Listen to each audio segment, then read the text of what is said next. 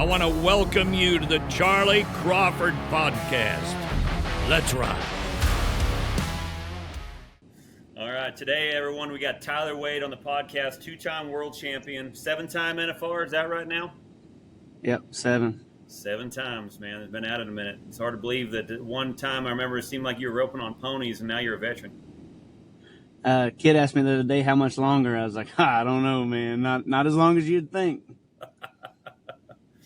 Now, I've seen where you're heating up again, is just like you do this time of year every year. How much of it do you attribute to your horses, your partner, or your new rooster? Yeah. Dude, there's been a lot of cock jokes, I ain't gonna lie. I can only imagine. Yeah. But I don't know. Everybody tells us, they're like, oh, Spanish Fork Week, you guys will kill them. Don't worry about it.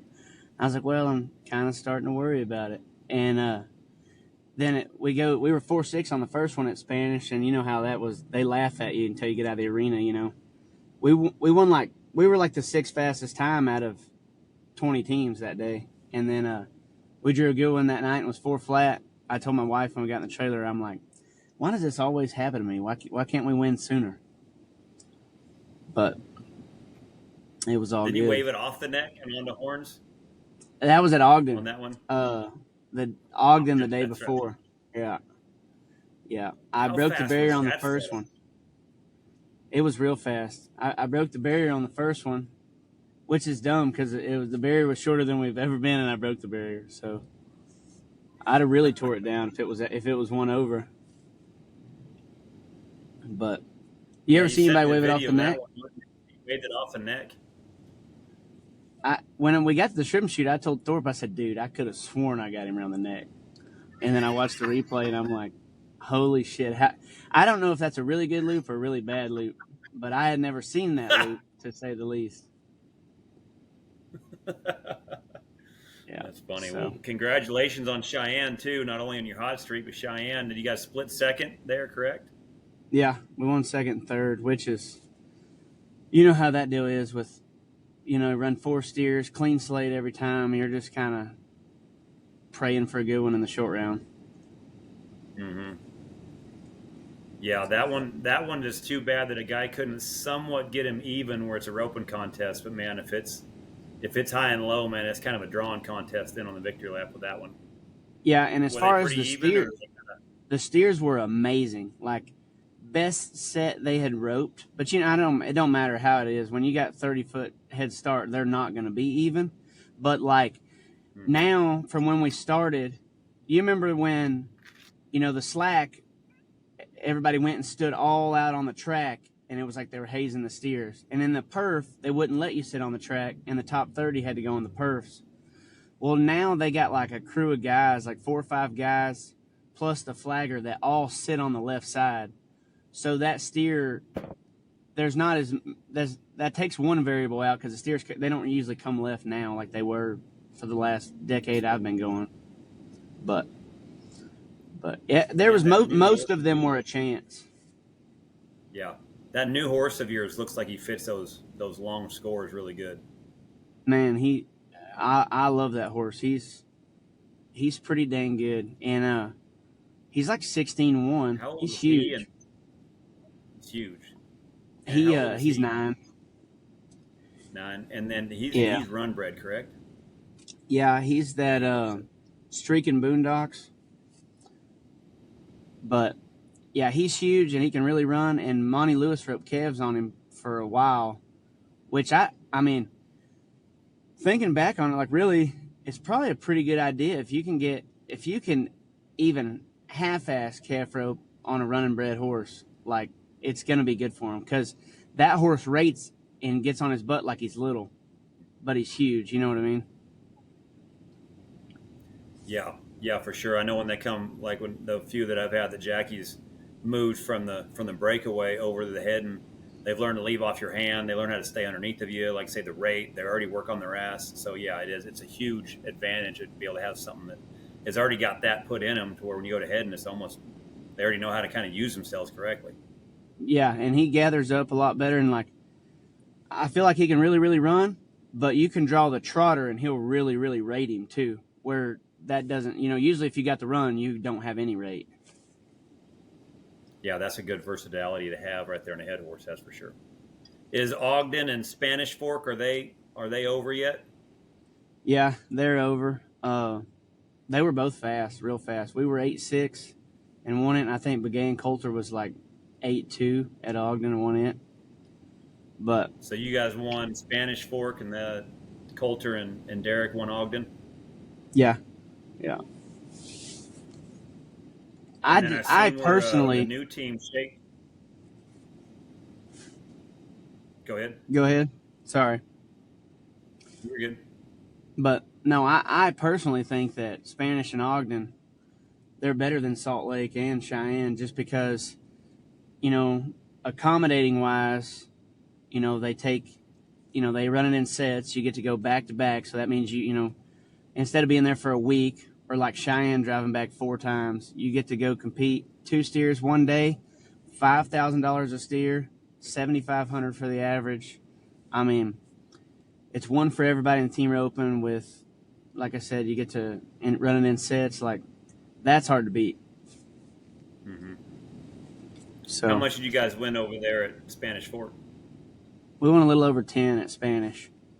And I think we won like 3,500 at Ogden in the second round. Man, that's a 2-head rodeo, and you said 11,000, 10,000? Yeah. That's what has changed in the payouts. Oh, for sure. I remember when Spanish was good and it paid like $1,900 to win the round, something like that. Yeah. What do you think has to do with it? Is a lot of it have to do with the amount of money added? Obviously, the committees feel like they've really stepped up with adding more money, but also too is it where you see the standings and the standings are high? Does that feel like too where they've increased the amount of monies that they're paying out, where instead it used to be like 8 monies, 10 monies, now is it 12, 15? Is that helping where there's it's not so much high and low, there's more money out there to win? Yeah, I think there's more to win. And then, that's what people don't take into account when it took 65 to make it one year or whatever it took. Like, what was that one year they limited the rodeos to 60, right? Mm-hmm.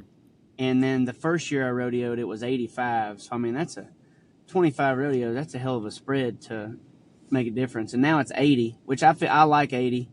Because you can go, you don't have to pass anything, but you also don't have to go to California, and you don't have to go to Sykeston.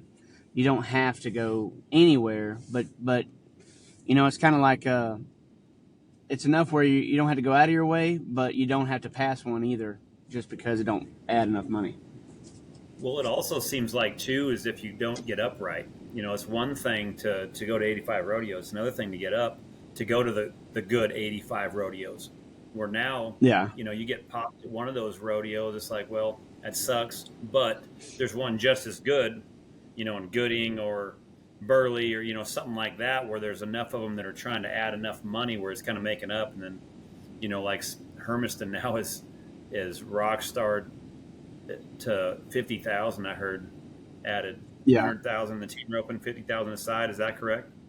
Yeah, I mean, it's huge. And then, like, say you get up bad, I mean, there's still Lovington, Lawton, Logan, Bozeman, Missoula, Omak. There's still good rodeos. You can, if you get up bad somewhere, you can still accommodate it with 1 or 2 other ones that are just as not as good, but close. Yeah.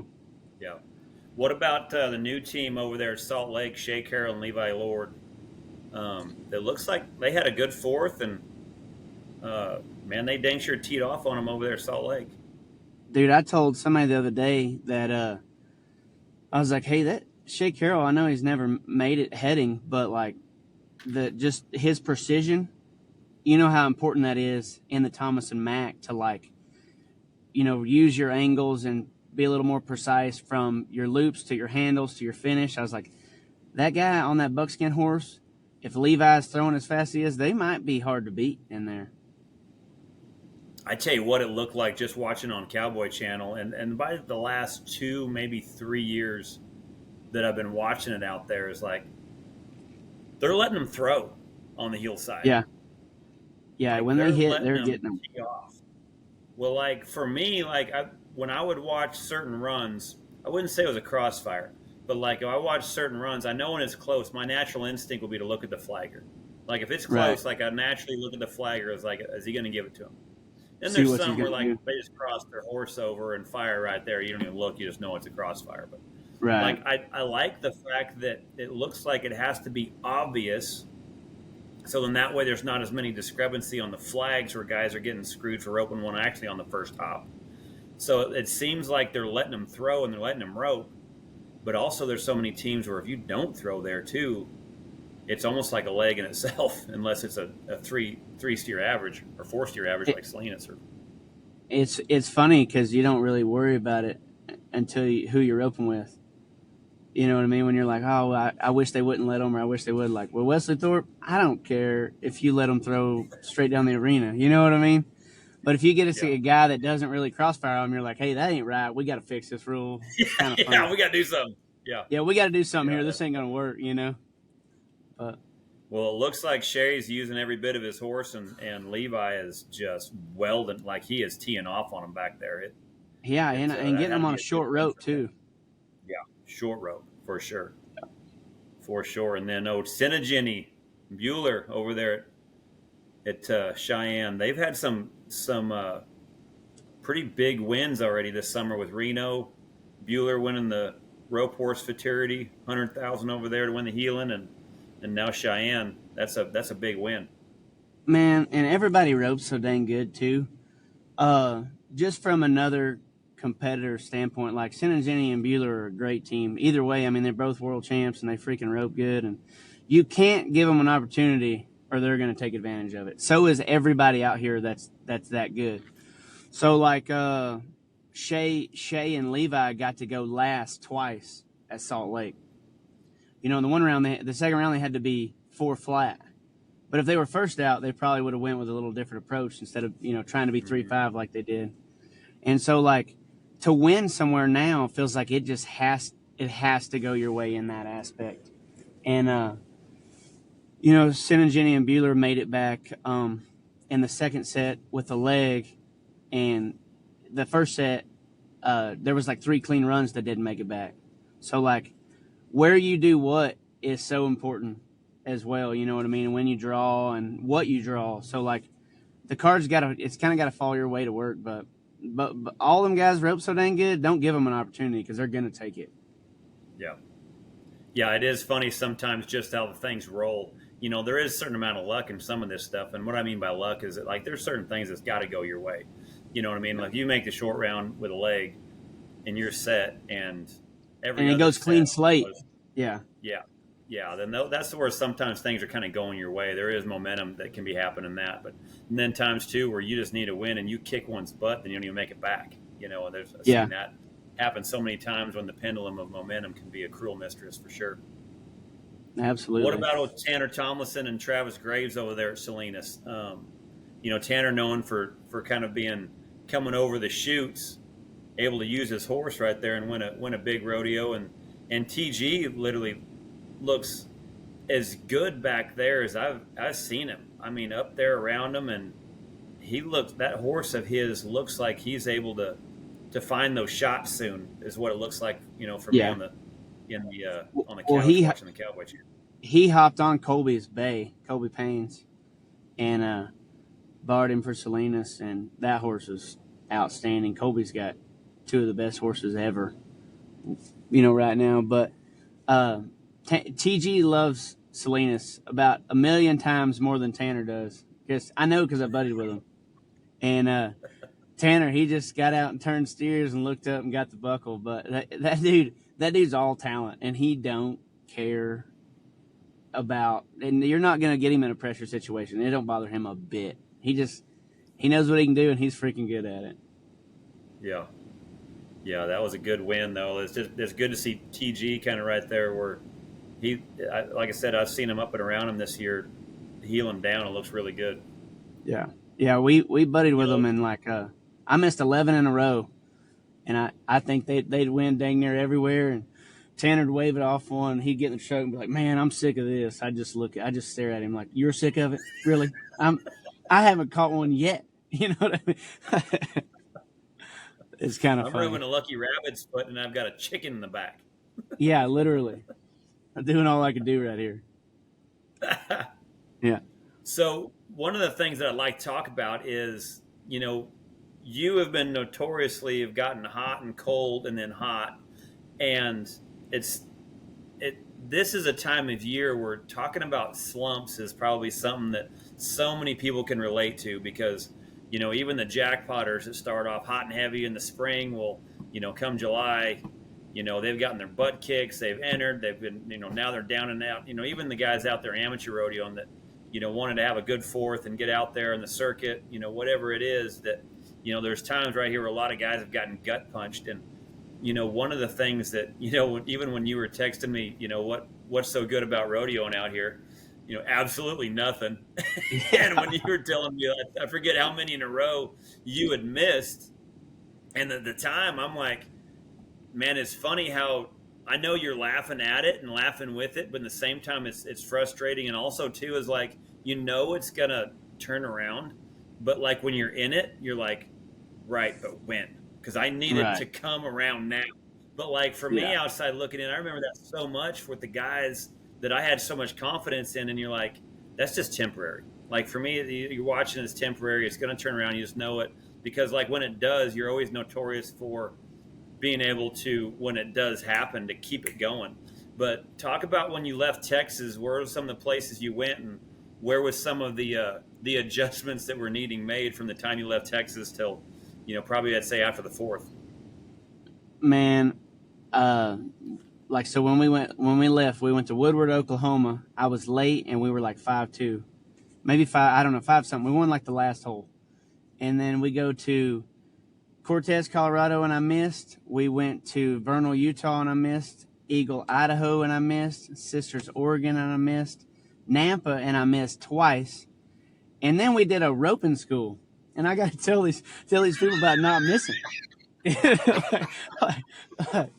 I mean, just put that in perspective. You know what I mean? These people are paying me to tell them how to catch. And I've been 8,000 miles and hadn't hit the steer. But I was just like, man, honestly, I don't get too high and I don't get too low. And I literally was like, I just keep going to the next one and don't think twice about it. And I don't try to change very much. Like I'll try to change one or two things. The only thing is I do feel like we rope good enough now that if you give me an opportunity to line the steer out, I'm probably not going to miss very many. What I mean by that is like a jackpot. You know what I mean? Like go somewhere where 13 flat on 2 makes the next round or whatever. Like if you get time for me to wrap my head around it, I don't miss as many. But if we're going to all one headers against 100 teams and I've missed 4 in a row, like it's hard just to spin the next one to be 3-6. You know what I mean? But I think the first time we won anything was we went to the jackpot and I tried a horse and won the jackpot. It just gives you a little more time to like get out and turn the steer. And then you can kind of go from there, you know what I mean, with momentum or whatever. I remember you texted me in Napa and you're like, the closest thing I've got to catching one in the last 6 rodeos or something like that was I caught this deer and then it waved off as fast as I roped him. Yeah. So when things are going like that, what do you feel like it was? I don't know. Sometimes I think that you can try too hard because, it's getting worse and you're trying too hard. Because when it's working good, you're not trying anything. It just works. You know what I mean? But too, like, if I go to 3 rodeos and wave it off, like, you might want to talk about tweaking an angle or something like that. But, like, odds are you're getting good starts, getting it on them, it's coming off. Like, just stay hooked. It'll work itself out. Instead of worry about, where my tip, target, swing position is all at one time while you're trying to be 4 flat. You know what I mean? Like, that's way too much to think about rodeoing. Now, at the jackpot, I feel like you can go, okay, get my width, open my swing up, slow my delivery down. Whatever it is to help make me better. I got time to think about that. But at the rodeos, you take a lot of it with a grain of salt and head to the next one, whether it's a bad draw, good draw, whatever. But what is your record for the most misses? I think you told me one time and I forgot what it is. Like how many? What's sad about me missing is like I don't think there's a record of like 26 and then I never missed more than 3 in a row. It's like probably 13 and then I got one and then maybe like 11 and caught another one. It's high. It's in the double digits for sure. But I don't call them a slump either. And I don't say that I can't catch. I might say that I'm not catching, but like those kids will message me all the time, like, how do you get out of a slump? I just can't catch in the short round, and my healer's this, and I can't this, and I can't that. And I'm like, dude, I wouldn't talk about none of that. I would just focus on pushing through and catching the cow. I wouldn't care what round it was, I would never say you can't do something, or you know what I mean? Be like, hey, I've struggled lately. What do you think, or whatever? But I would never say, I'm not putting it the way they put it. You know what I mean? Yeah. How do you handle the pressure of, like, say, your partner when you're going through those misses? Because that's a big part of team roping. It's one thing for a calf roper or a breakaway roper to go out there and it's all you're missing. You're the only one. You're sitting by yourself in the rig and you're talking to yourself. But like the pressure of, sometimes with the healer throwing his head back or, just kind of knowing that, he's twiddling his thumbs, trying to be as patient as he can. Like, how does a guy also handle that as well as trying to get yourself back in the saddle again? Dude, I've done every which way possible from the silent treatment and all that. You know how that goes, where they just know they're mad, they don't want to talk, whatever. But like, I think the best thing you can do either way is kill them with kindness. Just, if he hadn't caught one or I hadn't caught one, I'll just have his horse saddle when he gets there. Or just, I got the horses, you go to the hotel room, whatever. Like, just, the best thing to do is pretend like you haven't done any wrong. Whether it's, I miss, you miss, I don't even want to break it down. Like, you want to go eat? Let's go eat. I'll buy dinner. Whatever it is. Whether who misses or whatever. But if you can stay neutral enough that, like, he's missing, I don't want to talk to him or overdoing it or underdoing it or whatever it is. I think just stay neutral, be the same, and act like you're winning all the time. And I think it's easier to get out of slump is pretend like you're not in one. What do you feel like it was that changed? When it turned around, when was it? What steer was it? And then after that, because like some people, like you talk about, I liked how you said it earlier, is like whatever the change is going to be small. You think about right. Most misses are a game of inches. So, there's going to be some slight tweak right there. And then, a lot of times too, in those down times is, how much of it can you control? Because there's certain things like when the steer just sets the brakes, stops, or rolls his head and shuts down and you didn't read it. There's certain things to where they're a little bit out of your control. But when you're talking about those tiny little things where you're making those little adjustments for the next one, that's where I've seen guys make those big changes, having their hat turned around backwards, kind of like tin cup. You got your spurs on wrong. Swapping horse, swapping ropes. I've seen it all. Yeah. And I'm not saying that I haven't done it myself, but like, if you look at the big picture, it feels like a lot easier to me to go like, you see people get out here and they got a partner they're excited about. They are jacked beyond belief to rope with this guy. And they go from June 10th to July 10th. And all of a sudden they are over this guy. They don't want to rope with him. His horse sucks. Blah, blah, blah. Like, man, you thought the world of this guy. And now 1 month, 4 weeks later, you don't feel that way no more. His like horse sucks. His trailer sucks. He ropes terrible. His girlfriend's annoying.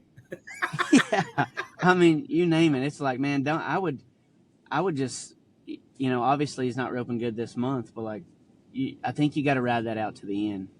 Folks, if you're in Texas or Oklahoma and need a top-tier metal building, you need to call the guys at Cowboy Steel Construction.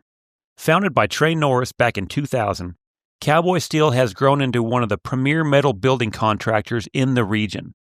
Need an indoor arena or want to cover the one you've already got? These guys know how to get the job done right, strong, reliable, and built to last. Whether it's for ranch, business, or personal use, Cowboy Steel Construction has you covered, literally.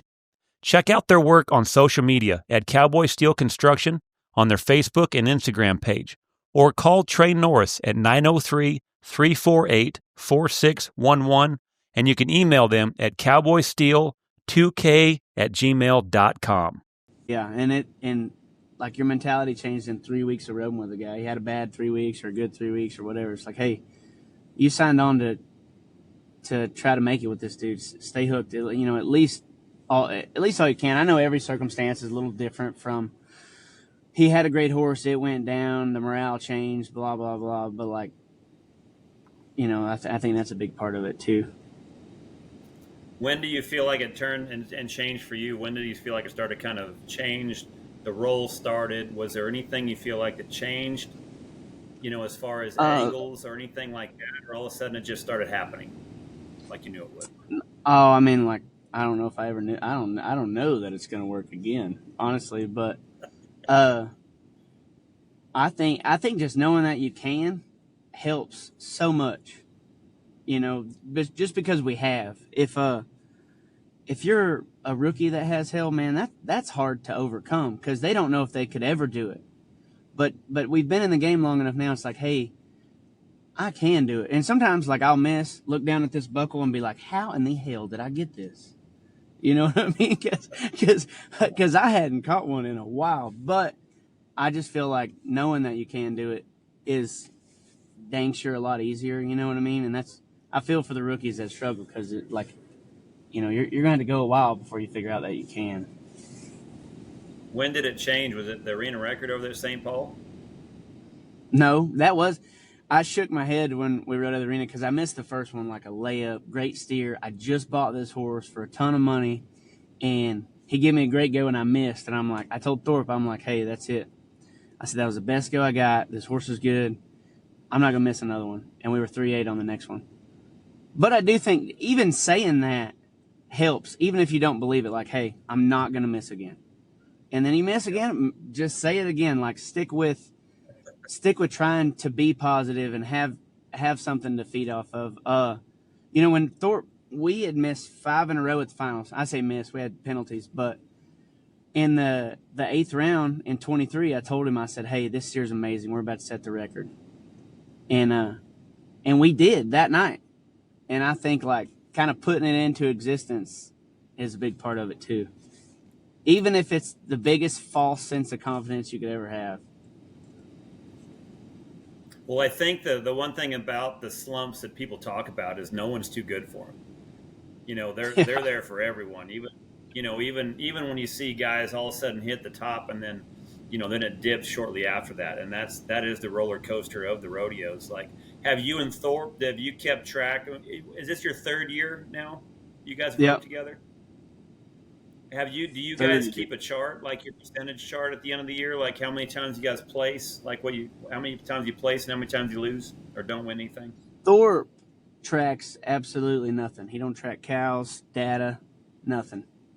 Me, I keep up with all of it pretty good. The PRCA is like way off if you've seen the way they track it, because they'll put your average time with a barrier, or like they'll say your, you know, whatever it is because of Cheyenne and different scenarios and stuff. But I just have a list of the rodeos we went to, how many we ran, if I got out and turned the steer or not. I don't even care if it was for money. Did I get out and turn the steer? It might have been too slow. I might have handled him like crap, but like, did I get out and turn him? That's most of my job, where my percentage is at there. And that's about how I look at it. And then I don't break the barrier that much, so I don't really count for any of that. It's more like just, did I get out and turn the steer or not? And that's the only one I ever keep up with. I've heard some guys talk about, you know, obviously it depends on where they win at.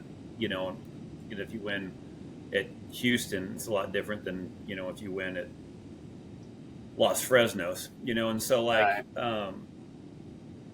I've heard a lot of guys talk about it kind of 50%. You know, a lot of times you can win 50% of the time. You're depending on where you hit, obviously, you know, you got a chance to make the NFR. So I think what so many people don't realize is, all right, now how do you deal with, you know, a 40, 50, 60% loss ratio at certain times? You know, I think that's the big part, is no one's too good for those downtimes. You're not, everything out here ain't perfection. And, you know, how you get yourself back in the game and get ready for that next one, especially when that next one could be the one that gets you on that roll. Right. We did a podcast with Clay Cooper and Jake Barnes in Vegas, and Clay said that his first year rodeoing wasn't going good. I don't know what position he was in, but he said it wasn't going good, and I was out of money. He said, and I was at Cody, Wyoming, our last rodeo over the 4th, and I think it was Brett Beach, maybe. He told Brett, he said, hey, after today, I'm ready to go home. I'm out of cash, and my dad's got me a job or something. I don't remember what was going on, but he said that night, Brett Beach spun him back. He said, and I got around him, healed him, he won the rodeo for whatever it was, $5,000 or $6,000, and he said we got to keep going, and he made the finals practically every year after that. But like, if that goes to show anything, you're always one steer away. Don't ever give up. The greatest healer of all time might have never tried it if he wouldn't have caught that one steer in Cody, Wyoming. You know, if he went home with his tail between his legs, he might not have ever been the same guy that he is today. You know what I mean? So you're always one steer away. When you were going through first off, how much have you won since the 4th of July till now? Because you guys have gotten on a pretty good heater. I don't really know. We won 38,000 the week of Cheyenne right there, Spanish and all that. That week's been good to us. Yeah, that week's been good to us. 2 years ago.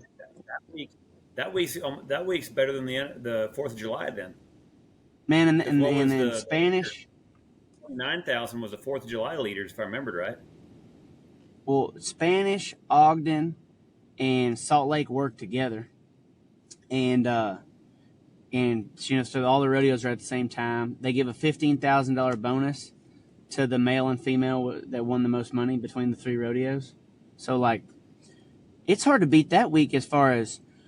Aside from Salt Lake, but Spanish and Ogden for sure, getting to run them both at one time. You don't have to drive back. Spanish accommodates with stalls and hospitality and stuff at Ogden and there. And then, like you said, then they give the bonus away too. Like, cutting down on diesel and your time alone is super important. Wear on your rigs and your horses. If more rodeos would do that, where like, oh, yeah. If more rodeos would do that, like if Rapid City would have theirs in Belle Fourche while Deadwood was going on, I mean, how cool would that be for us? Or somewhere along the way to kind of knock 3 out at one time and move on to the next one, you know? Yeah. Yeah, that's wild. That is such a huge week, isn't it? Yeah. Did you change anything, like ropes or anything like that, from when it was slumming to when it was hitting good? Everything stayed the same rope-wise? It stayed the same. I honestly, Thorpe's easy to come back with because he's the same way that I am. Is like when I say that I don't know if 2 guys have ever been on the same page more when it comes to just roping together and stuff. But the first year roping with him, I missed like 11 or 12 in a row when we started, and I was like, this guy, it ain't gonna be long before I get the boot, you know what I mean? And he was like, he just came up to me, he's like, hey man, like even if you rope like shit all year, he's like, I know you'll spin enough for me to make it, or for us to make it. You've always have, so I'm not worried about it. I'm stay ready. And that was the next week was, I don't know, maybe 5 or 6 days later, we did decent, and then we did real good at we won Spanish, Ogden, and Deadwood all within like 3 days of each other. And won like 35,000, went from like 40th to like 4th in the world. So it's just easy to get out of a slump with the guy that acts like you're not in one either, you know what I mean? Yeah. Yeah. Well, because I know a lot of guys here were always asking, like, when you order ropes from Georgia over there at Classic, like, do you order them with the neck already in them? Hey, the neck thing's got out of hand here lately. Oh my gosh, what? It's got out of hand. That first round of Cheyenne, there was not even an effort for horns. Like, you had that bitch dipped down by his freaking left dew claw. Dude, I think there's nothing worse than just blowing it out on the loper and waving it off. And I'm like, man. And especially Salinas and Cheyenne and places where you're freaking rolling, you're either hauling butt to them, and then they got to take 2 swings to gauge their momentum to keep it on the horns. Or you can just on the way in, rope the neck and turn him off. I think it's way faster, personally, but nobody else is doing it, so I'm probably wrong, but I feel like it's better. I swear this is like that little run where you need to be selling T-shirts. There needs to be something right now because you're hitting some serious neck shot hashtags out there that you could be probably capitalizing on right now. With a chicken in the background. Chicken's got out of hand, too. All chicken in the background. Yeah. Yeah, you got hell. The hashtags are right itself. Yeah. I know Joseph and I was talking the other day, and I was like, man, there is no way that the Wade family is eating turkey on Thanksgiving. Like, if any family is thankful for brisket, it is definitely the Wade family. They're definitely having brisket for Thanksgiving. That is definitely what they're thankful for. Hey, I'm telling you, I thought they always said you couldn't wave it off, and I proved them wrong the other day at Ogden. I know it. That was awesome. Yeah, apparently you can wave it off a neck. Yeah. That's awesome. Well, I was talking with Classic Ropes too earlier this week, and it's amazing that the amount of orders that are coming in on ropes.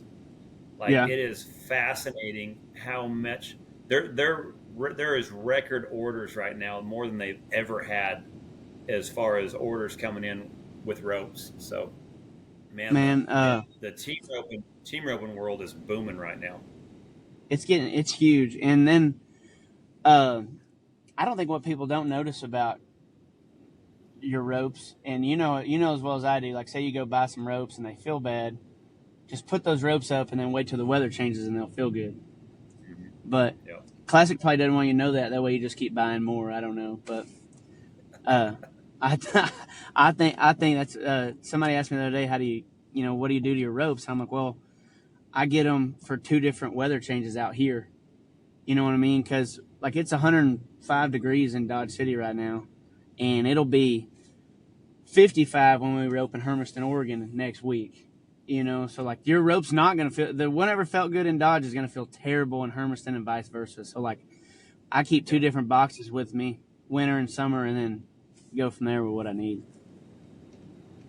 Yeah, I thought it was, when you think about the economic impact of what the team roping industry does, and the fact of, well, there's 2 of them. There's 1 steer and 2 ropers, so it's times 2 with everything. But just hearing how hot the industry's doing, to me, I think, and in my opinion, too, gives a lot of credit to what you and Thorpe are doing with the event that you guys are doing, with the platform you guys are able to do with now the youth, and creating those opportunities and helping a lot of those kids, kind of have a future. And also, too, is, I think you guys timed it just right, too, of when you guys have your youth event where it kind of kicks off that big run, before the BFI, before the high school finals, junior high finals, things like that. But, I think what you guys are doing, I think really does help boost the industry where not only are they loyal to you guys because you're giving them that, but then also some of your sponsors, I would say too,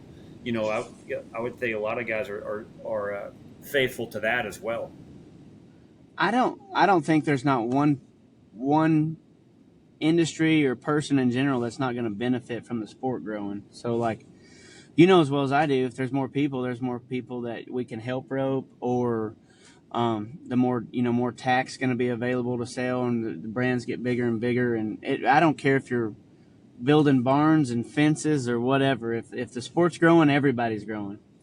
And that junior open, it come at a good time because you can go to the Patriot, you can go to the Ace Ashford, and then you can come to ours, and then you can wrap it up with the big one at the BFI. And what's cool about the junior deal just in general is like Darren and Corky with the BFI, they stepped up and they sponsored our roping. And then Troy Ashford with the Ace Ashford, they sponsored our roping too. And we're all like supporting each other, supporting the sport, and growing. And that's, we had no plans. We had 1,300 teams the first year and made $6,500. If you can just imagine how much work that was for $6,500. But that's not the point. The point is like, let's grow, get going. How big can we get this thing? And like, how many kids can we help? So like when I started, I finished 17th in the world one year, and there was not a patch on my shirt. Nobody did it unless you made the finals and you got a couple. But like if we can introduce these kids to sponsors earlier, they can build that relationship and grow from there. And not to mention, help mom, dad, and the kids out on discounts on products and everything else and get their foot in the door. That way when they do pursue this one day, like, they got some stuff already glued in and opportunities for them. I'm excited to be heading back to the ranch at NRS in Decatur, Texas for another beginner headers only clinic October 3rd through the 5th. If you're at number 3 or just getting started, this clinic is built for you. It's 3 full days focused on fundamentals that matter. Whether you're working towards your first win or just looking to rope smarter and safer, this is a great time to do it. Spots are limited, so don't wait. Head to charlycrawford.training, click on the clinics tab, and lock in your spot today. Hope to see y'all in Decatur. Woo! What are some of the adjustments you guys have made from this year? Or did everything go off just like you wanted it? Because I thought it was really cool. You guys also give a horse away, too. I mean, you guys had some really cool, unique things. But I also know, too, I think this was year 2. There's always adjustments made, especially when you guys are evolving, because you guys had to, more than double the teams. Yeah, there was 2,400 entries in the first round. There was 28 states, including Mexico, Costa Rica, Hawaii was one of the states, and Canada. So, states and countries. It was pretty big from how many people was there. And then Miguel with Los Tunas, we called him and said, "Hey, would you like to be a part of it?" And he's like, "Oh yeah, I'd love to be a part of it." And it was his idea on the horses, which was crazy, but that was a huge deal. And he brought 2 colts that was relatively broke for yearlings. Like, you could lead them around and brush them and things like that, and good looking too. But when guys like that want to be on your team and they want to grow it, it makes you want to grow it more. You know what I mean? So one of the adjustments we did is we got Ben and Jody Clements with Extreme Team Roping. Jody is amazing. When they're done, we're done, because I don't know who else we can get to do what they did and how fast she can track stuff for us. I'm like, "Hey, who's the youngest person entered?" And she gets on her computer and figures it out. She's like, "Hey, how many girls are entered?" She gets on the computer and figures it out. You know, like, she can get all that data for us so fast, and she's awesome at everything. But I think just like having that team right there to do all that makes it run really smooth too. What time of year next year? Probably about the same time, you feel like? Yeah, I think it's what we did is Jody found out some data for us that we needed to change a little bit. Like, there was a lot of number 7 teams involved, and they were roping in the 10 roping and stuff. And like, we got to figure out where our market is, help those kids while we're not holding any other kids back. We don't want a number 6 at 18 years old not to be able to rope. So like, we got slide formats, number 10 format, 14 and under, girls roping, breakaway, pro-am, youth pros, and then we're going to come back and probably add a number 7 this year. Just anywhere we feel like we can benefit a kid and get them set up the right way, we're going to. So that's a few of the adjustments we made. And then I think during the year, we really like that sled roping. I don't know if you've seen it or not, but you got to put that out on social media. You guys get some films of that? Yeah, it was really cool. It was a beginner, novice, number 3 and below. Any age could rope as long as you were starting out. And we roped 2 rounds on the sled, and then we roped the short round on steers. And we had like 120 teams, and man, it was a ton of people's first time. Like, they probably didn't start roping until the flyer was out. So like, it's cool to be, you got to think, if you got a 7-year-old to a 15-year-old that loves it, but they don't really need to go the number 6 roping with another number 3 tied onto a 700-pound steer, and you're worried about your kid's hand nonstop and everything else. I'm like, man, how can we make this fun, safe, and get the ball rolling to grow the sport and help kids? Because I'm getting days where our kids are old enough that that's where they're about to be. They're going to be roping at home for the next 7 years before we let them go anywhere. So when we decided to do the sled deal, there was a bunch of kids that showed up, and a bunch of older people that came too. That was their first time entering. Like, they literally just started and was like, man, I don't know much. I'm just ready to get the ball rolling. And like, we hired 2 high-numbered heelers to pull the sled, so they understood the play and how safe they needed to be. And like a bunch of kids missed their dally, and a good sled driver, they just have the dummy stopped, waiting on them to dally, and then Thorpe, I'm sure it was inconsistent, but he did the flagging. So, kind of transitioning a little bit to growing up there in Terrell and stuff like that. You had quite a, didn't you? And growing up, you guys had quite a few ropings there growing up there in Terrell and your indoor, didn't you guys? Yeah, we had my dad. That's all he did is put on ropings, and he had an indoor since 2000. So when I was 8, they built it, and nobody had indoors then. But he built it, and like it was a good opportunity for us. But we learned a lot about producing events. I remember, from the time I was probably 10 to 18, I'd set up barrels every Tuesday from 6 o'clock to 10 o'clock. You know what I mean? Like, and then take off ropes during the ropings until I was old enough to flag them and work the chutes and rake the boxes, pin the steers, wrap them. We understood all the stuff that goes into putting on a roping. And fortunately, my dad, he still does it, and he still has a ton of cows and stuff that, we rope through and break in and rope all the time and stuff. Now, you kind of had an entrepreneur vibe fairly early, if I remembered right. Didn't I hear where you were in the market with donkeys and zebras? Dude, my zonkey operation went downhill fast.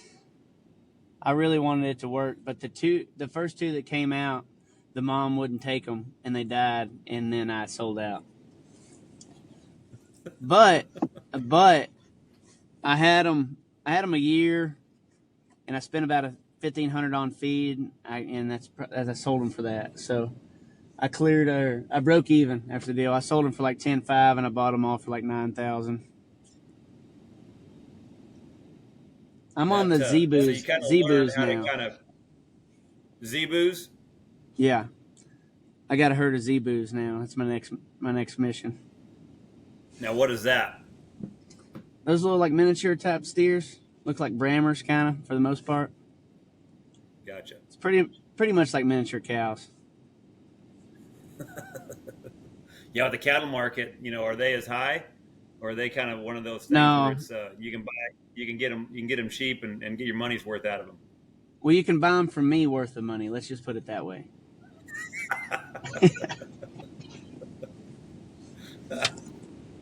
So when you were growing up roping, did you head, you heel, did you just rope everything? Man, I just heeled mostly. I headed some, but you know how it was when, like, in high school, there wasn't very many kids that could heel.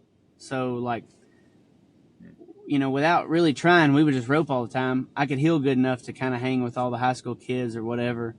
And then when I turned 17 or 18, we started entering the amateur rodeos and the open ropings and stuff. And, like, I realized, like, hey, there's a lot of people that could catch 2 feet good. And the first week I entered heading, I got to rope with, like, Kenny Harrell, Tyler Barton, and Dustin Davis. They were all 10 healers. I'm like, well, if I can head for y'all, I'll never heel again. And I've literally haven't heeled since. So it seems like, too, once a guy gets to heeling good, it seems like you can almost rope anything. You look at the healers, like, they can throw from 3 coils all over the place, rope the neck, just do everything. It seems like there is a lot of rope control, learning to heel, and then it almost seems like I've seen a lot of guys that come from heeling and go to heading. It seems like it gives them a little bit of advantage. What do you think the advantages are from going from heeling to heading? I think one of the biggest ones would be just knowing what it looks like back there when you're turning the steer. You're like feeling what he feels like. I roped with Bubba Buckaloo one week at the amateur rodeos. Like, it had to have been 10 years ago. And I'll never forget, he says something about, I let the first one straight. And he's like, hey, bring him left. Well, my horse was slow. I was more worried about bringing the steer left than catching him. And then so I dive him left. And he's like, that's too much left. I'm like, all right, well, what do you want now? And he's like, just let him go straight. I'm like, all right. I let him go straight. And he heads the steer, and he's gone. I'm nowhere in sight. And I throw like 3 coils and get a leg. And he's like, man, that was perfect. I'm like, yeah, for who? Because it wasn't for me. and like, I know what it looks like back there. at least to know, like, hey, this is what he's feeling, or he hopped fast here, or where I can keep control of his head. And, like, I think that's one of the biggest benefits is, like, when I head the steer and I don't see my partner, I know to hold him longer, or wait, or turn him, or whatever, because, you know what I mean? You know how he feels back there.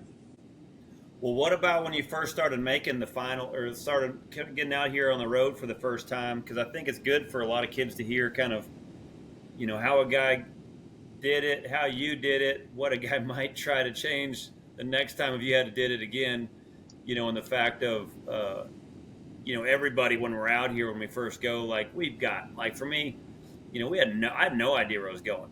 No idea how to enter, the logistics of things. So, like, when you first started going out here, who'd you rope with, and what was some of the things that you guys probably got turned around on, things you'd have changed, I guess? Well, the first year, I just bought my card just so I could try, because I had to have a card to go to Houston. And I wanted to try to get into Houston, and all the rodeos was in Texas, like Rosenberg, Hempstead, Belleville, Seguin, blah, blah, blah. There was a bunch of them. Well, I wanted to try to get into them. So I just bought my card right away, and I didn't really even think about the rookie deal or nothing. And they didn't make it as big a deal as they do now. Like then you got $1,500 in a buckle if you want it, and that was it. So I just bought my card and went to going. We went to Hempstead, or I actually take that back. We went to Hempstead was the first one, and we won it, but it was on my permit, so it didn't count. And so the first rodeo on my card was like the middle of November in Shreveport, and first team out, dead fresh steers, and we were 3-7, and then set the record.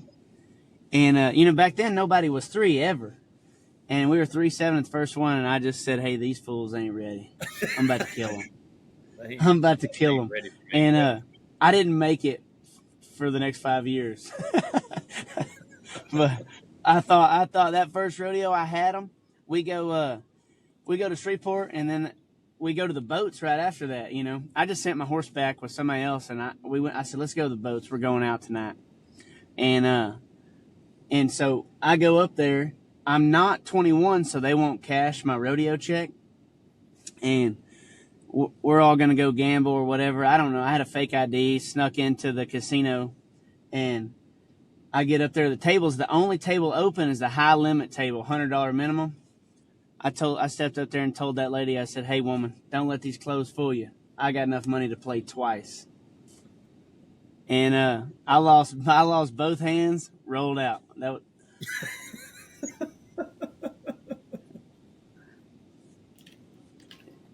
Who were you roping with at the time? I roped with Tyler Barton. He's from Arkansas. He ropes amazing. He just doesn't have the drive to go. Yeah. So then who all did you rope with from then till you finally made it? I guess it was only 5 years. I roped with Tyler McKnight all of that year and the next. Night Rider, your first year, your rookie year? Yeah, 2012 and 13. And then I roped with Kenny Harrell in 14 and 15. And finished in the top 20 with every one of those guys. And then the next year, I roped with Dakota Kurtenschlager and made it. What do you feel like the difference was between when you were rodeoing with Night Rider to, as professional as everything was, how you guys were probably entering the logistics of how, you guys were maintaining your vehicles and horses to where now you're kind of just free-flowing with Thorpe? Hey, me and Night Rider rodeoed in a Sooner 4-horse, no living quarters or nothing. It just had a mattress and a closet. And in there, we kept hay and feed. We didn't have a hay rack or nothing. We kept hay and feed in there, and buckets, everything. The only thing that was clean was the closets, because that's where our clothes were. But I remember we go to pull in this hotel, like the Economy Inn in Hermiston or something. And the overhead was a little low, and Night Rider's driving. And, we probably shouldn't have been driving, let's just say the least. And I'm sure he you guys pulls were in. Yeah, we were smoked. And he pulls in, and I hear this big crash, and there's 2 big old boards from the roof of the Economy Inn just laying on the hood, down the windshield, down the hood of the truck. And he's like, what do we do now? I said, back the hell out of here. Let's go. And I think that night we got a room, like, I don't remember where it was, like LeGrand or something. We went so far away from that place. We just drove as far as we could go to get away from it. But, yeah. It was always like that. And then we almost made it, and the next couple years I was in between horses, got close to making it, and when I decided that, hey, I am giving 100% of everything. I'm not doing anything that's going to stop me from winning. And I'm just going to be as prepared as I can be and see what happens. And I made it the next year. And nobody likes to hear that story. They always want the other version of this horse changed, or I changed my swing or angle or whatever. But like the truth was, I took care of business after that. Inside and out of the arena, it did not matter. I got up early. I roped the dummy longer. I practiced harder. I mean, all that stuff, and that was truly what made the difference. That is funny that you say a lot of people don't want to hear that. And sometimes the simplest things are the things you can control, and that is the one thing you can control. You know, with some of the guys are looking for the lucky rabbit's foot. They're looking for the quick, easy fix, and you know, a lot of times when the ability's there is sometimes just now being able to get everything, you know, or to learn it. You know, that's another thing too, is because I think a lot of times, I know for me, when I first got out here, man, it was a lot of fun. It was so much fun, and there was so much freedom. You know, there is no boss. You know, there is no one telling us what to do, and so after a while, it is kind of one of those little wake-up calls. Is like, all right, like, it's time to take care of business. But then the next thing is like, how the heck do you do it? Yeah. You know, because that's a big part of it. You know, how do you start pulling your head out of your butt?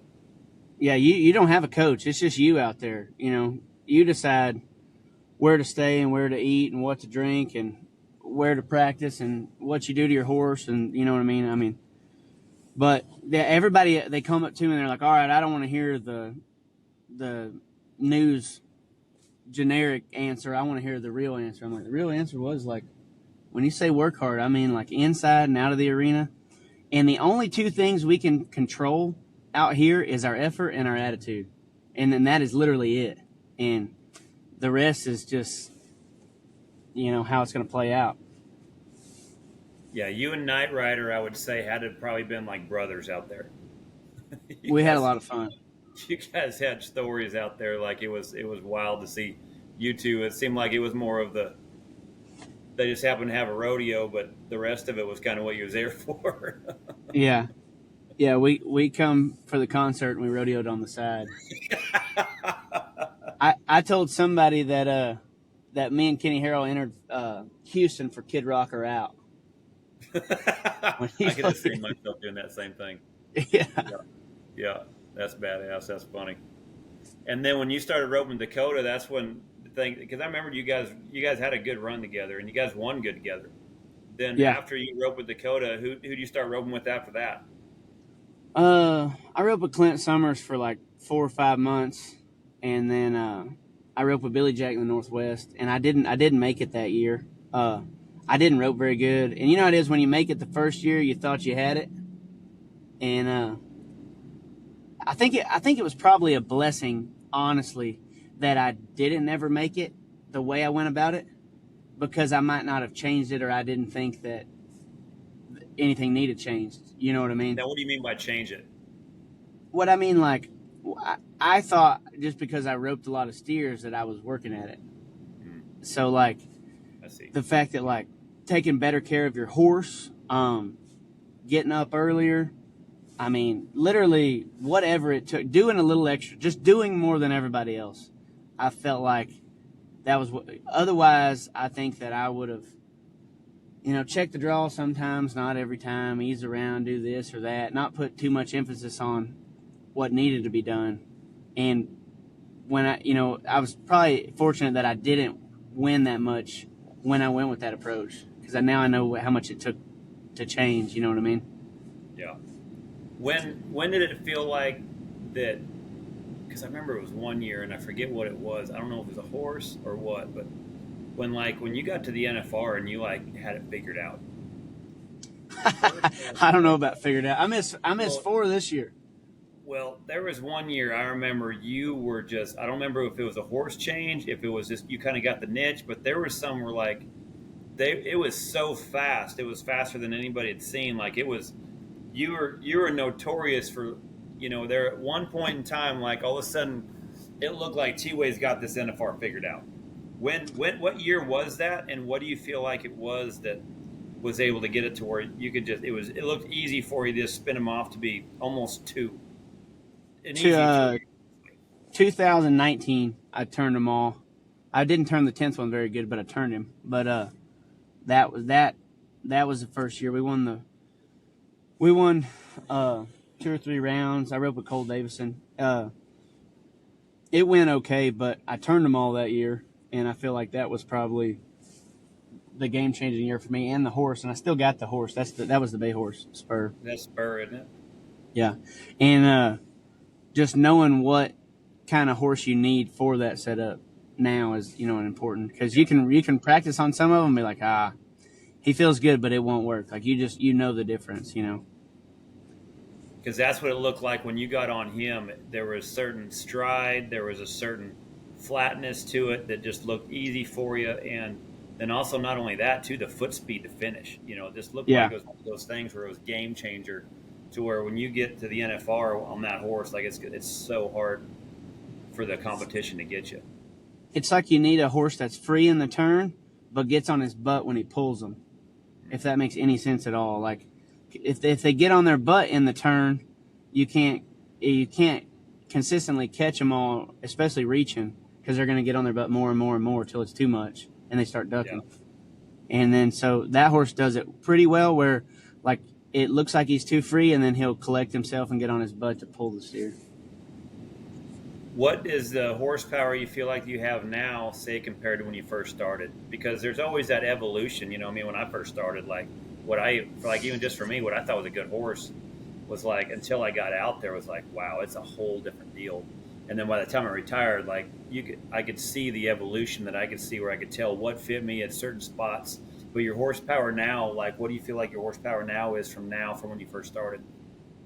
I'm going to say that if I went back and rode the same horses, I would probably just stay home compared to now. Because I'm fortunate enough right now. I'm not trying to brag, but I got 3 horses that I'm really proud of, that I feel like we're kind of loaded for bear at the moment. But as well as I do, the one abscess and suspensory tendon issue here and there, and all of a sudden it went from 3 greats to no horse, But right now I feel like I have 3 that are pretty dang good, and they look like it, yeah. And then before I might have had 1 that was just good enough, you know what I mean? But you had to draw good too, and I feel like you can just kind of load up and go win on the 3 that I have at the moment. When you first started, how you maintained them and kept them working to say now, what do you feel like it is that you've changed? I know that just the way you're talking, the level of horses you have now is obviously different than then, but what are some of the things, because I remember there were a lot of things that I started learning how to maintain throughout my career, to where I was able to keep the longevity in the head horses. What are some of those things where you keep them, especially reaching as much as you do? How do you keep them to where they stay maintained? To me, I feel like nowadays the game's changed a little bit, where how can I get something where it's going to be consistent? So for me, it would be every time I go practice, it's easier on them. I rope trotters, we go slow, we relax. I'll just get on the horse and ride it. And if he's a good horse, he really doesn't need 10 serious runs. He probably needs trotted out in the pasture, rope some trotters, pet him, let him relax, that sort of thing. As far as reaching and being able to keep your horse free, I feel like when you get wide, when I reach on the steer and I'm 2 coils wide, I can just dally and just hold the steer and then barely turn off, versus when you're narrow, you got to build momentum and get him moving to get him to turn him fast enough. So I try to reach and get my width good enough where I can just hold them in place, so the turn's never aggressive. The score and the run, I'm going to need all that, and then I might even ask for it in the finish. But as far as the turn, is like, hey, I'll just sit down and just hold you in place and let you relax through the turn. Yeah, that stuff is a lot of things that gets developed over time. And not only that, to have the knowledge to know how to do it, but then after that, then it's feel. There's so much, it seems like, knowing the timing of when that horse needs this, when it needs that. Because if it's just mechanical and you're just doing it because you saw it, a lot of times you're missing the feel on when that horse needs to have those certain little things done. And it seems like that's what it almost takes some gray hairs to be able to kind of learn when and where that timing is. It feels like, too, yeah.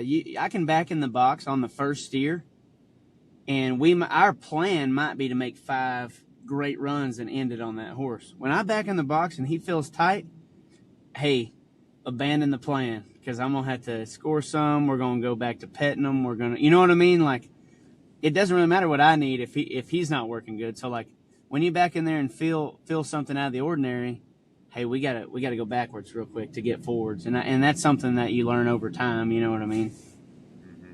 Well, I do love your horses. I'm telling you that one you rode at St. Paul, man, he looks like the middle of. Spur to me feels like he's a little bit of a unicorn. Something that's good at Salinas, Cheyenne, and the NFR. That's Walt. Those are horses that everyone dreams of. So he's kind of a freak in himself. But man, that horse you rode at Cheyenne looked so fast. He looked so good. But then that other horse that you got at St. Paul, that sucker looks like. Man, he looks like the horse that would fit the majority of setups today. Yeah, like he's really a good in between the two, and then the Roan's 9 and the Buckskin's 8. So, they weren't cheap by any means, and they were, the Buckskin was a little more finished than the Roan was. The Roan had only been to a couple rodeos and stuff, but like both of them was ready to go win on. The Roan's second rodeo was Houston, and he rode like a pickup horse in there. He just put his head down and just loped right off, and we won $26,000 at Houston on him. That's saying quite a bit, because most of them can't take that kind of pressure, Yeah. They say cool shit ain't cheap and cheap shit ain't cool. Yeah. Weston said, I got the new horse. He said, Dad, is that the one that costs more than our house? I'm like, yeah, don't tell everybody that, man. So how do you try to, like, when you strategize where you're heading, how do you strategize what horse goes in what trailer to what rodeo? What is kind of the feel like between those 3 horses? First off, what are their names? And then how do you strategize when you feel like where you're sending them is going to be where their strengths are at? That's a good question, because when, like, we flew around. We flew from Deadwood to Salt Lake and back, and then we flew from Salt Lake to Cheyenne to Rope in the quarterfinals. And I sent horses where I thought they would fit the strongest. And I've just sent horses, and like, it's not worth going as much if you're sending your 3rd string to Cheyenne when Caleb Driggers is riding his sorrel over there about to smoke you. You know what I mean? Like, you might as well. But if you have one better, you should just, like, if you have one horse, I would just drive that horse to the places I felt like made sense. You know what I mean? But fortunately, right now we have a couple of them. So I rode Spur at Spanish, Ogden, and Salt Lake because he's really good at the fast setups. And you can kind of ride him wherever, but I knew he would be good over there. And the Roan is probably one of the fastest ones I've ever rode, if not the fastest. And I was like, man, that's going to be a huge advantage at Cheyenne. So fortunately, I got to pick there. That being said, I couldn't find a way. What's the Roan? Shimmy. Shimmy. Now, did you ride him at Salinas too? Yep, I rode him at Salinas on the first 3, and we were kind of long. Yep. I rode him at Pecos and drew 2 strong ones and 1 4th. And what a horse! I rode him at Sisters and stuff, and he was a little bit too green still for the 4-second runs. You know what I mean? Like, he felt really good to jackpot, go be 5, 6, and whatever. But coming across the line and bringing it, he was still trying to run too hard, and we were just kind of in between. But I actually did ride him at Deadwood, and we won the second round. And I think he's starting to figure it out. Yeah.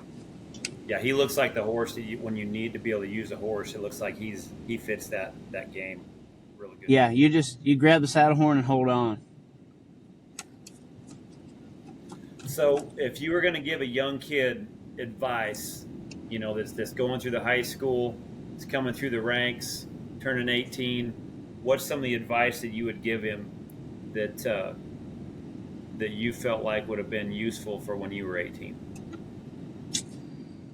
I would say, like, it depends on how good you want to get, but, like, say your goal is to make the NFR. There's kids that come to my house all the time, and you know as well as I do, they come to the house and they say they want to make the NFR, and then they run their 12 steers and then they're good. Like, if I have to tell you to rope the dummy, you'll never make the NFR. And like I said, I don't know if that's a good answer or not, but you have to not only want to, but you got to be willing, and it's got to be. If it feels like work, I would probably choose a different profession, because like I would chase goats until I was blue in the face. Like, my mom would make me come inside.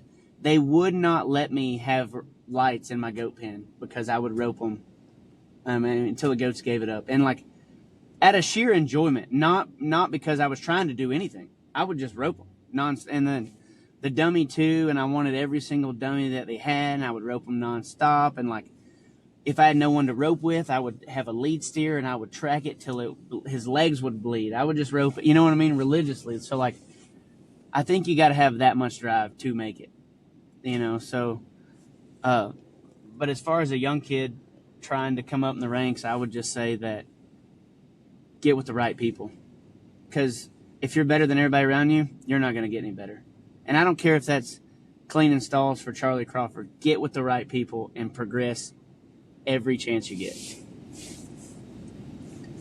Yeah, that's good. I would say too that I've seen some kids. It looks like that you had to carry around a hot shot just to get them motivated, and you're like, no, that's not going to work out here. That's not.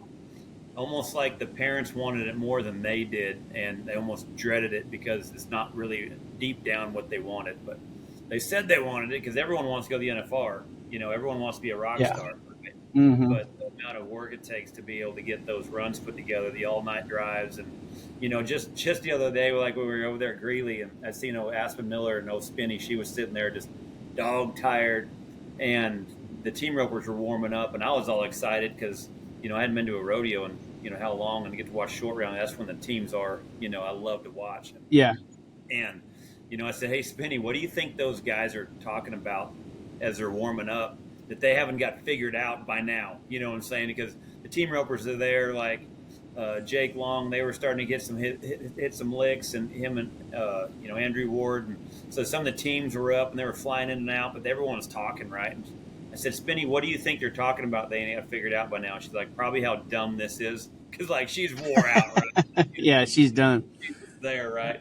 And you think about it and you're like, yeah, that's not at all, because everyone is wondering, all right, who's up where, who's been winning what's placing over there at this rodeo? Is there an extra hole from here over there? How far is it from over here? Is they run slack yet? Everybody's head's in the game.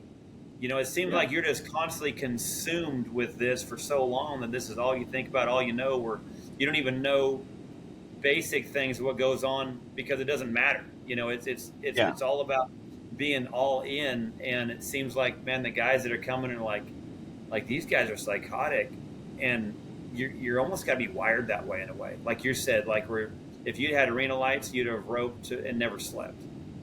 Yeah, and too, like, I don't know much about politics, and I have not ever seen a basketball game, football game, nothing like.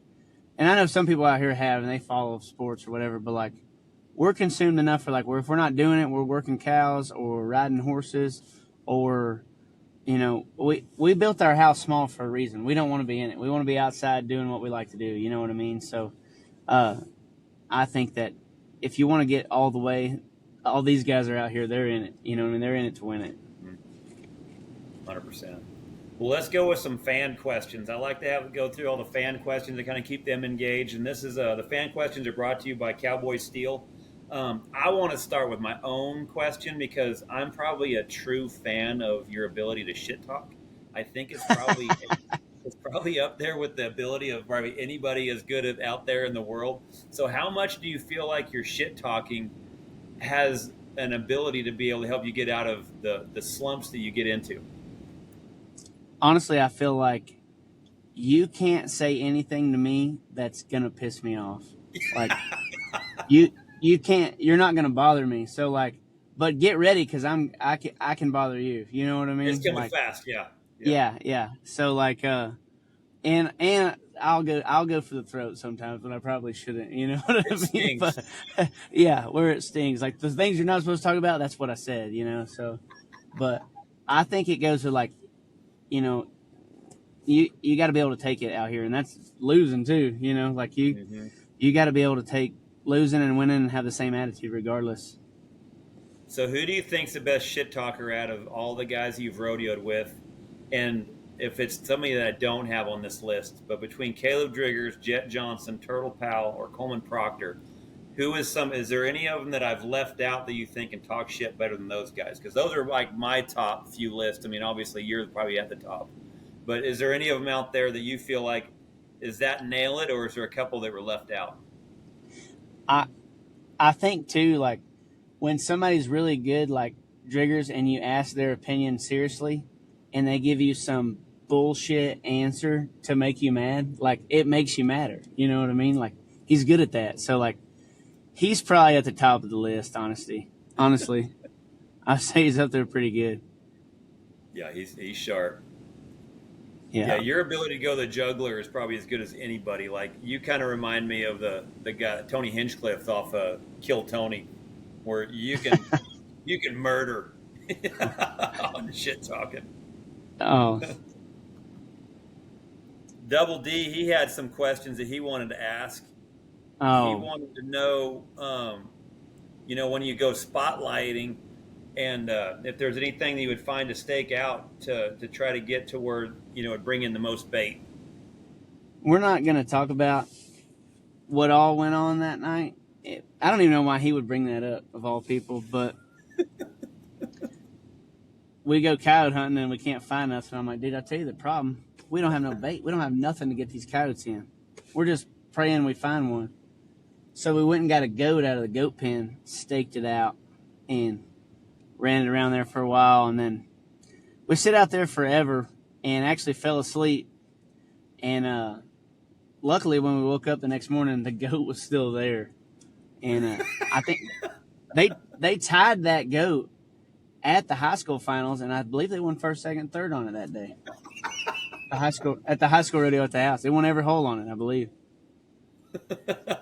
He learned how to hit the end of it. Yeah, hell, he didn't go nowhere. Tied good, too. Well, I had seen one time or heard about it. I think I heard about it on Fox News one time where, like, you had went viral, because California gun laws, between Gavin Newsom out there with what, how he's doing such a good job with that state. That there was one time that you were famous out there in Salinas. So I guess there was a robbery that took place. Dude, that's all I remember when I went back to Salinas this year was we go eat at this restaurant, and it's like Clay Smith, Paul Eves, me, Tyler McKnight, Tom Richards. There's like 8 of us eating. Kenny Harrell and Dustin Davis, and we're all eating dinner or lunch after the slack, and everybody's kind of getting up to go pay and whatever, and all I hear is, help, he's robbing us.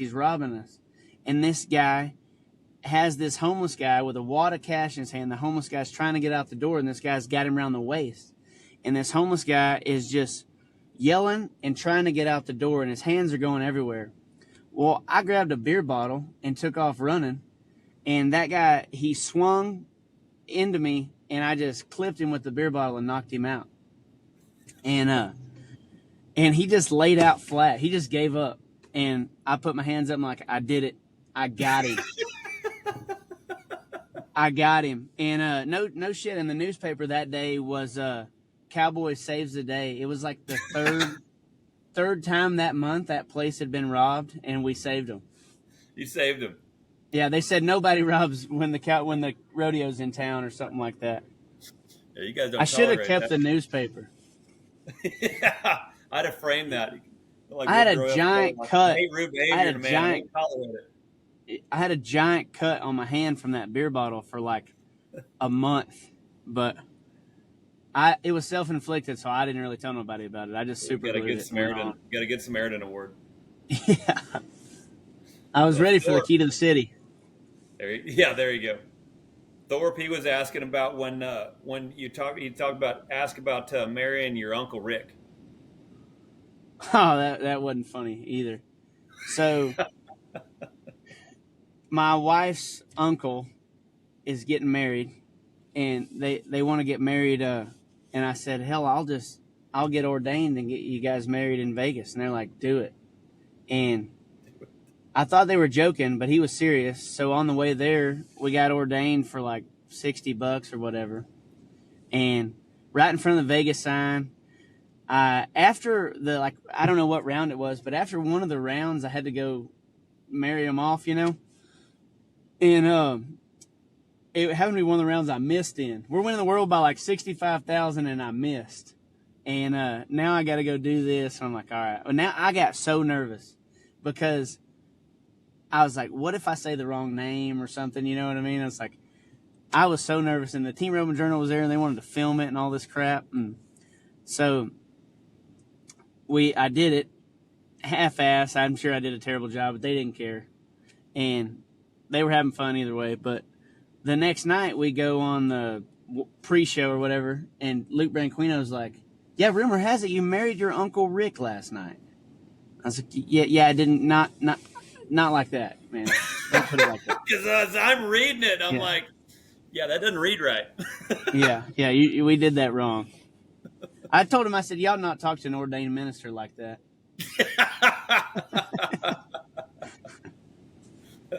Joseph Harrison, he was asking about, I think, the circuit finals. I don't remember where it was, if that's right or not, but maybe when you healed for Billy Bob in the run-through.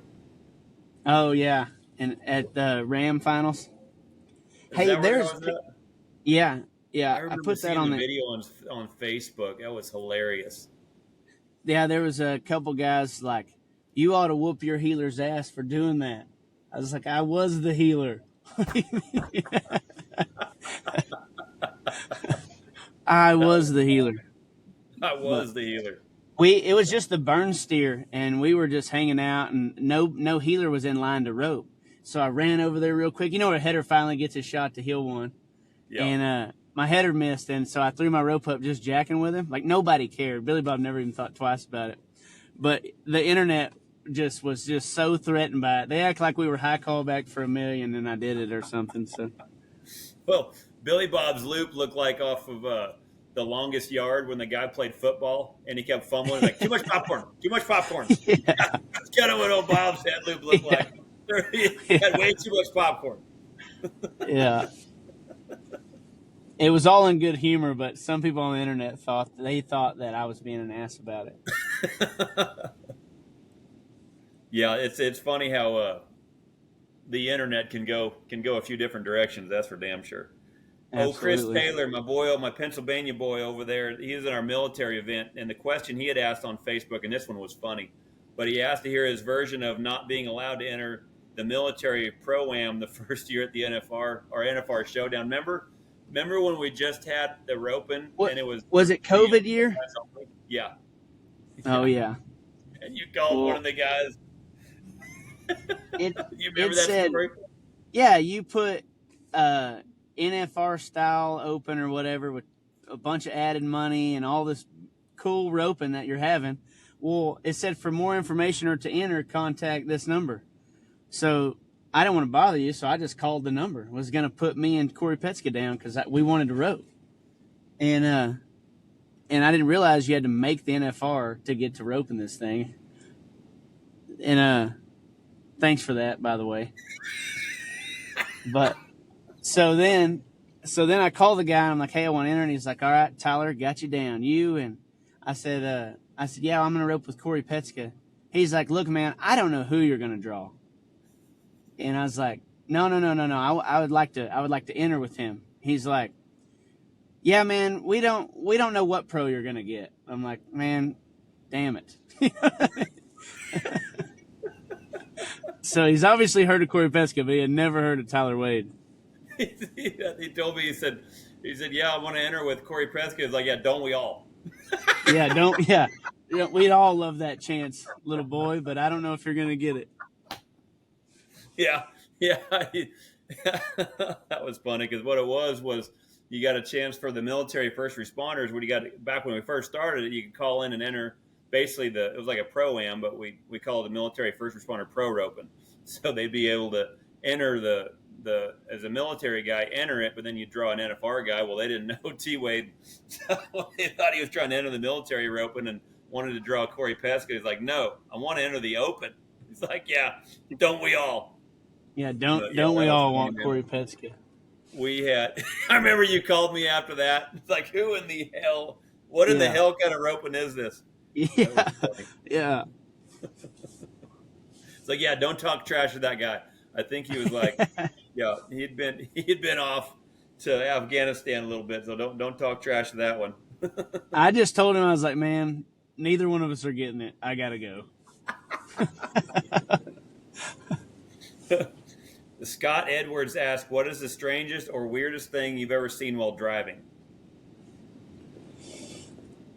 I really don't know. I'm sure we've seen some stuff, but it's amazing when you get accustomed to. Yeah, you don't even think twice about most of it. My kid seen some old lady shirtless the other day. He still talks about it. Guy or girl? Yeah. It was a old, big woman with no shirt on in Colorado, as you would expect. And he's like, Dad, she lost her shirt. I'm like, she did lose her shirt. She did. Let's not talk about it ever again. And just those are things that's hard. I mean, what do you say? You know what I mean? Those are things you can't unsee. Yeah. And then D. Haugen asked about when are you going to illustrate a children's book about Rooster and rodeoing? Yeah. That I feel like that's something you could do in your spare time nowadays. So where did the rooster come from? We were at the feed store in Ogden, and a guy said, hey, you want a chicken? And I was like, sure. And he handed me this box, and there was a chicken in it. And that was literally it. I was leaving. And I was just going to turn it loose in somebody's trailer, just as a joke, just whatever. And I left it there, and my kid got so upset that we didn't have this chicken. And the chicken's real gentle, and so I had Thorpe bring it to me, and now we have a chicken in the trailer. Just one more thing to have in there. Does it crow every morning when the sun comes up? No, the chicken's a late riser, and his crow sounds like a dying chicken, kind of, so it doesn't really bother us, luckily. What is his name? He calls him Butternuts.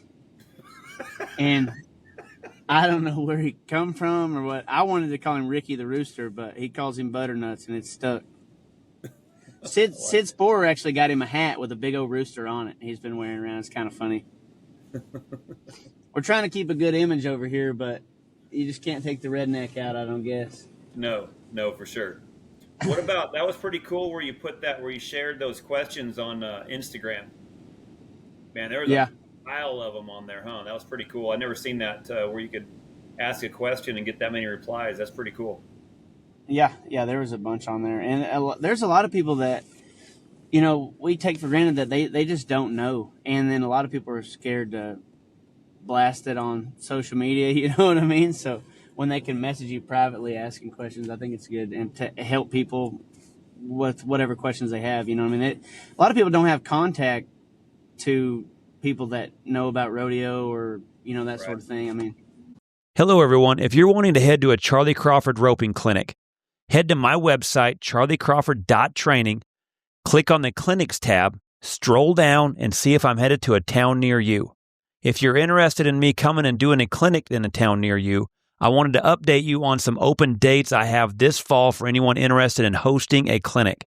Here's what's open for right now. September 26th through the 28th, October 10th through the 12th, November 1st and 2nd, November 21st through the 23rd, anything in December after the World Series Finals in Vegas up until Christmas.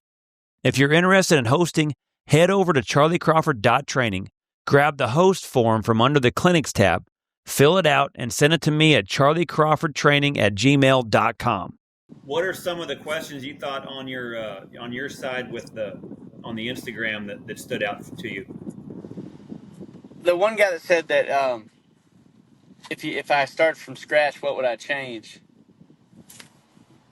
That's a. I think everybody's story is unique and how they get there and all that. So like, I don't really know that I wouldn't change anything. I mean, obviously, if I started from scratch, there were some beer tents I probably wouldn't have went in. But but as far as like your journey and how you get there, you know what I mean, from you and how hard your dad was on you and how it pushed you and made you who you are, and then mine's kind of the same way. Like I don't really feel like you would change much. You know what I mean? Like it was a good thing that I failed as much as I did, because I think that's why it made it easier to succeed and fail without putting too much emphasis on it. You know? Yeah.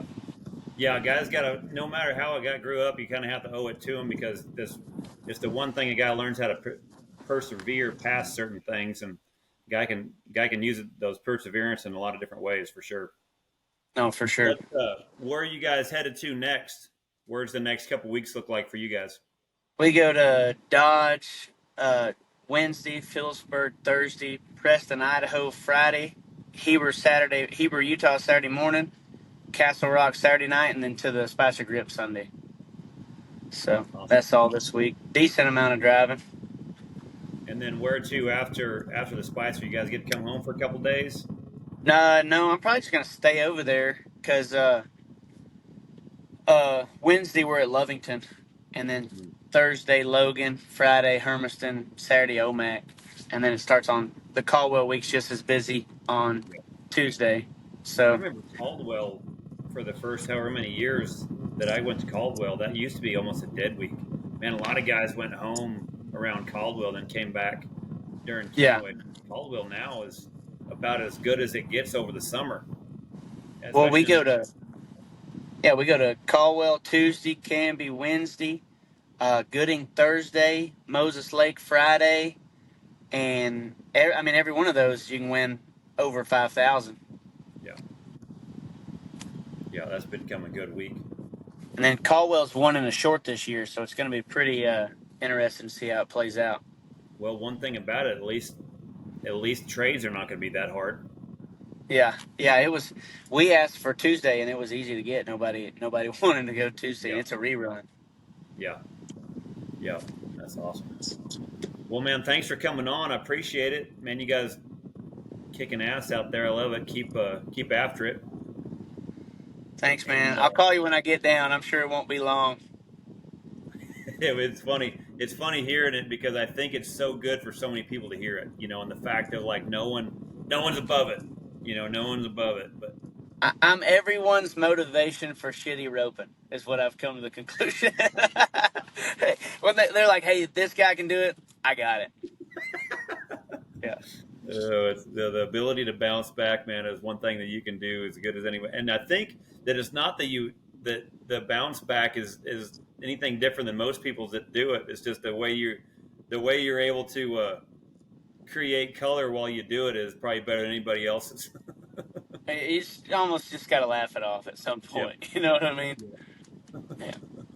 I told Thorpe at one point, I'm like, "Hey, stay ready. I don't even know when it's coming." I love it. Well, man, I'll see you guys over there Sunday, man. It'll be good to see you guys. But, man, you guys stay safe out there and keep kicking their ass. Thanks, buddy. I'll be careful. All right.